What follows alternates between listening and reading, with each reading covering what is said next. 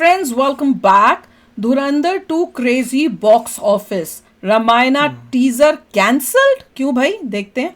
Video show करते हैं. Video show करने से पहले अगर आप चैनल पर नए हो और आपने अभी तक सब्सक्राइब किया नहीं किया है तो जल्दी से पहले सब्सक्राइब के बटन और बेल आइकन को क्लिक कर लो ताकि आपको हमारे सारे न्यू वीडियोस के नोटिफिकेशन मिल जाए जैसे हम अपलोड करें. अगर आपको वीडियो पसंद आता है प्लीज लाइक एंड शेयर. चलिए शुरू करते हैं. पता मैं इतनी गड़बड़ क्यों कर रही हूँ कि मेरे दिमाग में ही हो रहा है कि भैया रामायण का टीजर क्यों कैंसिल हुआ होगा. होना तो नहीं चाहिए क्योंकि कोई धुरंधर के साथ तो कोई कंपटीशन है नहीं है, कुछ नहीं है, ऐसी कोई वजह भी नहीं है. मेरे ख्याल से उनको लगा होगा कि क्वालिटी अच्छी नहीं है, they gonna fix it and then release. पता नहीं, ऐसी उड़ती हुई अफवाहें हो रही हैं. कोई कर रहा है जिसको नहीं है कि भैया रामायण आए. कहीं है ना, जैसे धुरंधर से लोगों को तकलीफ है, शायद रामायण से भी तकलीफ हो. चलो देखते हैं, वीडियो शुरू करते हैं. धुरंधर 2 के साथ जो तुमने पीक एक्सपीरियंस किया, क्या बॉक्स ऑफिस कलेक्शन उस चीज को मैच कर पाए हैं या नहीं? रामायण को लेकर कुछ अनाउंसमेंट होगा या नहीं?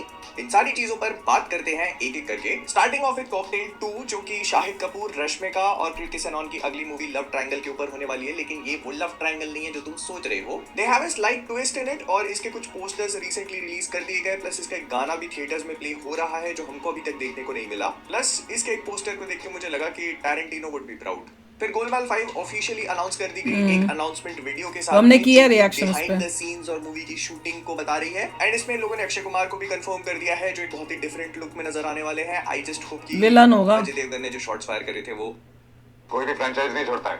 मतलब ठीक है, अलग दिख रहे हैं. अजय देवगन अक्षय कुमार की केमिस्ट्री होने वाली है and it is going to be like Tom and Jerry cat and mouse chase. इस पूरी चीज को कई बार मैं बोल चुका हूं क्योंकि यही हर कहीं से सुनने को मिल रहा है. और इससे मुझे याद है कि अगर तुम ट्रेडिंग करने के लिए किसी इंटरफेस ढूंढ रहे हो तो मैं तुम्हें पॉकेट ब्रोकर के बारे में बताना चाहता हूं. जिसका मतलब ये है ऑफ कोर्स मार्केट कंडीशंस के और क्रिप्टो करेंसीज एंड जैसे ये को फंड करके एग्जाम के थ्रू नीचे डिस्क्रिप्शन से पहले अपनी रिसर्च जरूर है तो एंड कंफर्मेशन मिल चुका है कि इस पे काम हो रहा है. इनफैक्ट प्राइम वीडियो वालों ने और भी काफी सारी चीजें अनाउंस करी है, उस पे भी आगे बात करेंगे. पहले एसआरके की बात कर लेते. तो किंग की शूटिंग चालू है और उसके लिए ऐसा कहा जा रहा है कि लोगों ने रशिया से कुछ फाइटर्स वगैरह बुलाए हुए हैं 8-10 और उनके साथ में एक बहुत ही बड़ी एक्शन सीक्वेंस को शूट कर. कितनी गंदी लुक है. यहाँ बाली भी यहाँ नहीं बांधी, यहाँ पे भी नहीं है, यहाँ पे बीच में बांध के क्या लुक भी इतनी गंदी है. करने वाले हैं मुंबई में. हाँ, मतलब एक्साइटमेंट है किंग के लिए. We all know illogical scene है कि ये मूवी एवेंजर्स डूम्सडे के साथ और ड्यून 3 के साथ में क्लैश होने वाली है. अब इसमें कितनी पॉसिबिलिटी है कितनी नहीं. ड्यून, मैं तो ड्यून देखूंगी. लेकिन फिलहाल एसआरके का अगला प्रोजेक्ट सुनने में आ रहा है कि एक रोमांटिक फिल्म हो सकती है. एंड नहीं, जो तुम सोच रहे हो वैसा नहीं. इसको कहा जा रहा है कि काफी मैच्योर रोमांटिक फिल्म. भैया he is over that age. अब उसके बच्चों को देख लो, वो मूवियों में आ रहे हैं. फ्लॉप हो जाएगी पता नहीं, देखते हैं. जिसमें शाहरुख खान जो है वो एज अप्रोप्रिएट रोमांस करने वाले हैं. अच्छा, एज अप्रोप्रिएट रोमांस होगा. और ये एक इमोशनल ड्रामा की तरह मार्केट करी जाएगी जो कि मॉडर्न टाइम्स के जो रोमांस होते हैं उसको बहुत अच्छे से रेजोनेट करके हमको दिखा पाएगी. देखो, ये सुनने में बहुत अच्छा लगता है. समझ नहीं आ रही. सुनने में तो अच्छा लग रहा है पर ये कैसा हो सकता है रोमांस एज अप्रोप्रिएट? ये देखना बड़ा इंटरेस्टिंग होगा.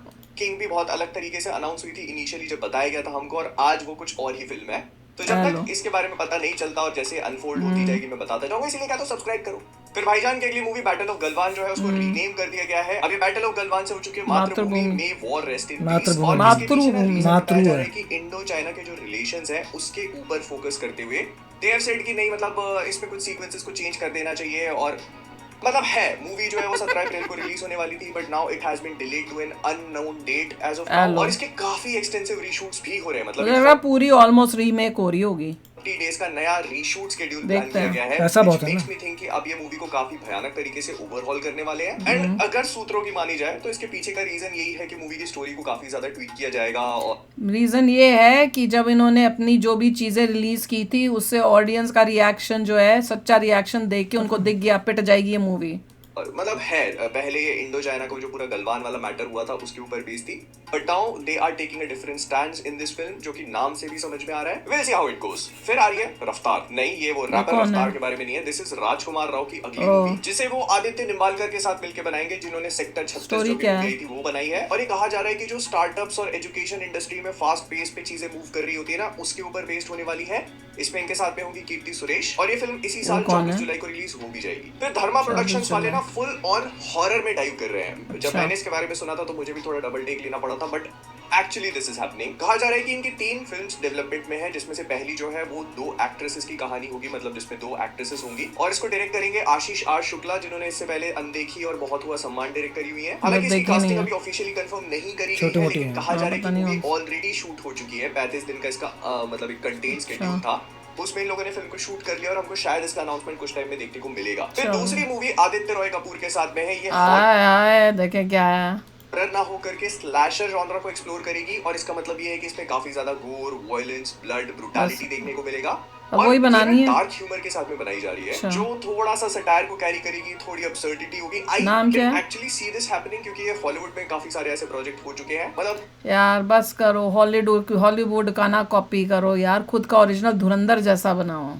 कुछ स्कैरी मूवी वाली वाइब हो सकती है इस फिल्म में डन राइट। इसकी शूटिंग मई 2026 में शुरू होगी। इसके बाद आती है इनकी थर्ड हॉरर मूवी जो ओडिया तीन। फिल्म वो बुट्टू बुट्टा का रीमेक है। आई एम सॉरी अगर मैं इसको गलत प्रोनाउंस कर रहा हूँ। तो इसके पूरी जो राइट्स वगैरह थी ये धर्मा वालों ने पिछले साल ही खरीद ली थी। फिलहाल इस रीमेक की स्क्रिप्टिंग चल रही है, लेकिन इसी साल इसको शूट करने का प्लान भी है। अब मैंने ओरिजिनल ओडिया वाली फिल्म नहीं देखी, लेकिन ऐसा कहा जाता है कि जब वो रिलीज हुई थी तो बॉक्स ऑफिस पे काफी सक्सेस मिला था उसको, और इसी वजह से धर्मा वालों ने उसके राइट्स को भी एक्वायर कर लिया। प्लस ये ब्लैक मैजिक और उसके रिचुअल्स के आसपास घूमती है। अगर तुमने देखी है तो do let me know how it is. Actually don't even let me know, mocktail पे जाके रेट करो, mocktail.in, it's not that difficult. और बाय द वे mocktail.in पे जाओ, जो भी मूवी तुमको देखनी है उसकी टिकट मॉकटेल। फिर राम गोपाल वर्मा ने कंफर्म किया कि सरकार 4 is actually happening. Amitabh Bachchan और अभिषेक बच्चन रिटर्न करेंगे अपने रोल्स में। इसके अलावा इसकी स्क्रिप्टिंग कंप्लीट हो चुकी है और ये लोग इसी साल फैमिली प्रोडक्शन स्टार्ट भी कर देंगे। प्रोबेबली अगले साल हमको देखने को भी मिल सकती है। Good times ahead. पर अभिषेक बच्चन सिर्फ इस मूवी में काम नहीं कर रहे। हाँ, उनकी किंग तो बन ही रही है, लेकिन उसके अलावा सिद्धार्थ आनंद के साथ वो एक फिल्म और करने वाले हैं जिसको सिद्धार्थ आनंद प्रोड्यूस करेंगे। ये भी एक हॉरर फिल्म है। कहा जा रहा है कि ये फोकलोर और वो जो पूरा हॉरर वगैरह होता है उसका कॉम्बिनेशन होगा, लेकिन इसके साथ ही साथ ये काफी कितनी हॉरर आ रही है, हेवी होगी, जिसका टू मच हॉरर हो जाना है। नहीं हूं टू बी ऑनेस्ट। इनफैक्ट ऐसा बोला जा रहा है कि हॉरर जॉनरा में इतना वीएफएक्स हेवी प्रोजेक्ट अभी तक देखा ही नहीं है। ये फिल्म की शूटिंग सितंबर 2026 से शुरू होने का प्लान है।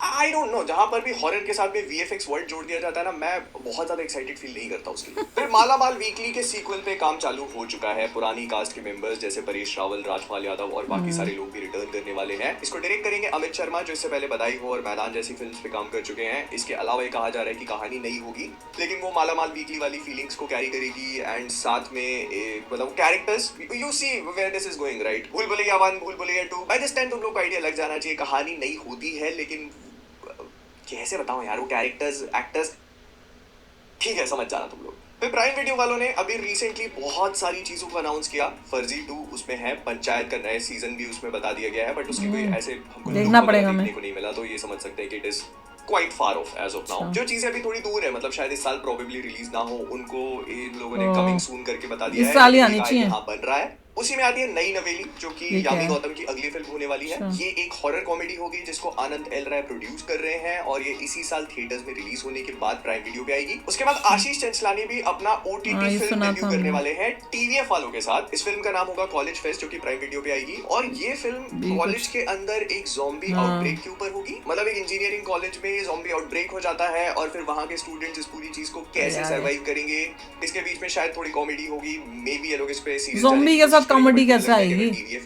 हमने तो सारी हॉरर टाइप ही देखी है। कॉमेडी होना तो काफी तो लास्ट ऑफ देखते हैं, जब भी आएगी तब देखेंगे इसको। फिर भाईजान इस वाली ईद को तो कैपिटलाइज नहीं कर पाया, ऑल्दो उनका काफी ग्रैंड प्लान था बैटल ऑफ गलवान, क्यों नहीं कर पा रहे भाई उसके साथ, but now since it has been delayed, तो उन्होंने कहा कि अब अगली ईद के प्लान बना लेते हैं। बात चल रही है दिलराज और वामसी से एक अगली ईद मतलब पूरा एक साथ एक्शन एडवेंचर मूवी होगी, जिसके अंदर थोड़े इमोशंस भी होने वाले हैं, काफी ज्यादा वीएफएक्स भी होगा। कहा जा रहा है कि इसकी शूटिंग शायद अप्रैल से शुरू हो सकती है। फिर इसको इंडिया की मल्टीपल लोकेशंस पे शूट किया जाएगा, and if everything goes according to plan तो हम इसको ईद 2027 पे देख सकते हैं। नाउ भाईजान की एक फिल्म जो कि एक्शन एडवेंचर इमोशंस पे हेवी है, वीएफएक्स भी काफी ज्यादा होंगे इसमें।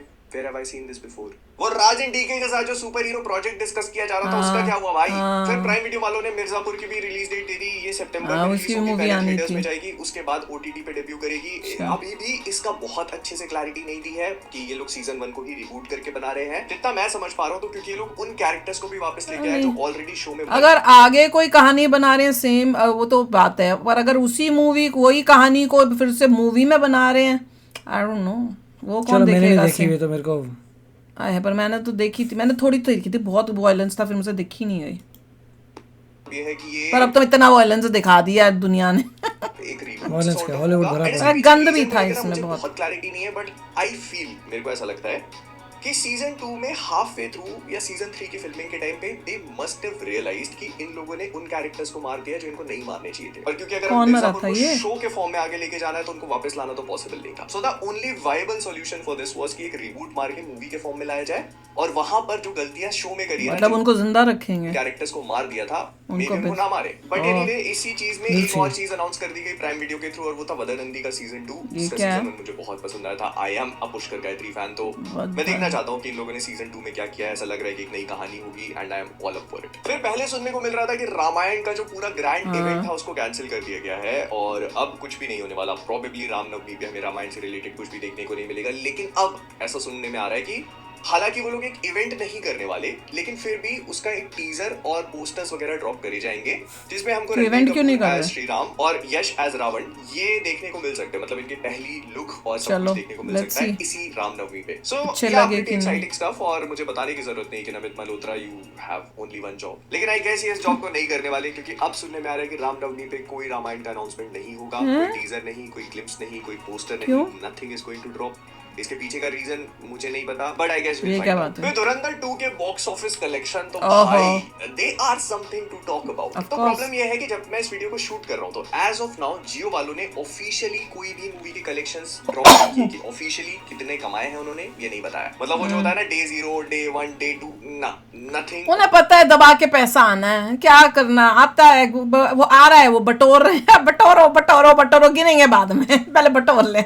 of that sort has dropped till now, and to be honest ये थोड़ा सा weird है, क्योंकि आज के टाइम पर मूवीज करती हैं ये production houses day 1, day 2 collections पहले ही ड्रॉप कर देते हैं, और कई सारे तो बहुत इन्फ्लेट करके भी बताते हैं। तो ऐसे में कलेक्शन अनाउंस ही ना करना वो something that I did not expect, to be honest. लेकिन फिर भी जो मुझे पता चला है सैकनिल से, जहां से हम अपने कलेक्शंस ढूंढ के निकालते हैं, तो जो डे 0 था उस पे फिल्म ने 43 करोड़ का कलेक्शन किया नेट, इंडिया का बता रहा हूँ सर। फिर डे 1 पे इंडिया का नेट था 102 करोड़, एंड डे 2 पे 80 करोड़ थे। डे 3 पे इन्होंने 100 के मैसिव आसपास। जंप लिया और करा 113 फिर करोड़ 100 का कलेक्शन, जो अभी तक इस मूवी के टोटल को बना देता है 339 करोड़ इंडिया में नेट। एंड याद रखो संडे का कलेक्शन आज होगा, मतलब आज छुट्टी है लोगों की, तो आज एक्सपेक्टेड है कि ये जंप और भी और ज्यादा बड़ा 100 होगा। और अगर मैं इसके पूरे लगा लो। वर्ल्ड वाइड कलेक्शन की बात करूं तो सैटरडे तक ये 500 करोड़ से ऊपर जा चुका है, और ऐसा कहा जा 700 रहा है कि संडे जब खत्म होगा आज का दिन तो ये 700 करोड़ से ऊपर निकल जाएगा। And this is actually really massive for a Bollywood movie. Yeah. And context के लिए इसको अगर केजीएफ चैप्टर 2 से कंपेयर करें, जिसने इसी तरह का एक लॉन्ग वीकेंड यूटिलाइज किया था, तो उसने अपने डे 1 पे 116 करोड़ कमाए थे, डे 2 पे 90.5, डे 3 पर 81.9, और फिर डे 4 जो उसका संडे था उस पे उसने 91.75 करोड़ करे थे। एंड देन मंडे से उसमें काफी सिग्निफिकेंट ड्रॉप आया था, क्योंकि वो 50 करोड़ और फिर 37 एंड 30 तक पहुंच गई थी। तो अगर धुरंधर अपने डे 3 पे 113 करोड़ कर लेती है जो एक सैटरडे है, तो फिर संडे जो कि आज का दिन है एक बहुत ही सिग्निफिकेंट लीप एक्सपेक्टेड है, जो अगर ये फिल्म मैनेज कर लेती है तो केजीएफ चैप्टर 2 को काफी पीछे छोड़ सकती है। Plus we should keep this छोड़ना भी चाहिए। धुरंधर पार्ट 1 एंड पार्ट 2 एक्चुअली एक ही फिल्म है जिसको 2 पार्ट्स में स्प्लिट करने का डिसीजन लिया गया। ऊपर से मूवीज की रिवॉचेबिलिटी काफी ज्यादा है, बिकॉज़ धुरंधर पार्ट 1 को बहुत सारे लोगों ने मल्टीपल टाइम्स देखा, एंड आई एम श्योर कि धुरंधर 2 ओ, देख रहे हैं सब। होगी। लेकिन फिर अगर हम लोग इसको पुष्पा 2 के कलेक्शन से कंपेयर करके देखें, जो थर्सडे को रिलीज हुई थी, तो उसका डे 1 नेट इंडिया कलेक्शन था 164 करोड़, उसके बाद डे 2 पे 93.8, डे 3 पे 119.25 करोड़, और डे 4 जो कि संडे था उस पे उसने 141 करोड़ की कमाई करी थी। तो यार इस वाले मैट्रिक को देखकर तुम अंदाजा लगा सकते हो इसमें हमारा भी कि धुरंधर जो है, contribution पुष्पा से काफी ज्यादा Amazing. सिग्निफिकेंट गैप पे है। तो हाँ, उस गैप को क्लोज करना तो आई डोंट थिंक पॉसिबल होगा, बट या अगर ये मूवी इसी ट्रैजेक्टरी को फॉलो करती रही तो शायद केजीएफ चैप्टर 2 को बीट कर सकती है। सबको करना This चाहिए। is tiresome. I hate numbers. So yeah, ये तो अच्छा है, लेकिन मैं अब ये देखना चाहता हूँ कि धुरंधर वाला जो पूरा ट्रेंड था ना, इस वाले टेम्पलेट को कितने प्रोडक्शन हाउसेस और कितनी मूवीज फॉलो करती हैं। मतलब एक बड़ी मूवी शूट करके रख ली और उसको आगे जाकर आपने 2 पार्ट्स में स्प्लिट किया ताकि आप दोनों फिल्मों से पैसा कमा सको। देखो बाकी इस केस में जो इन्होंने किया, बहुत अच्छा डिसीजन लिया कि एक मूवी दिखा करने की जगह उसको 2 पार्ट में करा, क्योंकि स्टोरी में दम इसीलिए आया क्योंकि बहुत अच्छी तरह से वो हर एक चीज दिखा पाए। नहीं तो वही अगर एक मूवी में करते, कंडेंस करते, तो कितना कुछ मिस हो जाता, क्योंकि उनको कितना कट करना पड़ता। तो I think they made a good decision. तो डिपेंड करता है स्टोरी पे।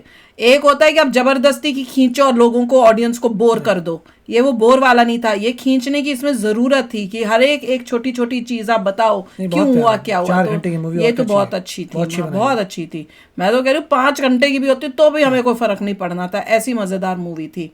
तो आप ही बताओ भाई, आपने एंजॉय की, आपने जाके देखी, और कई लोग तो 2-2 बारी देख के भी आ गए। मैंने आप लोगों के कमेंट्स पढ़ चुकी हूँ, और कई लोगों का प्लान था कि आज जाने का, तो यहाँ इस वीकेंड में जाने का। तो बताओ आपने देख ली, कैसी लगी? और अगर आपने अभी तक नहीं देखी तो प्लान्स बना लो, जाके एक बारी तो ज़रूर ही देखो।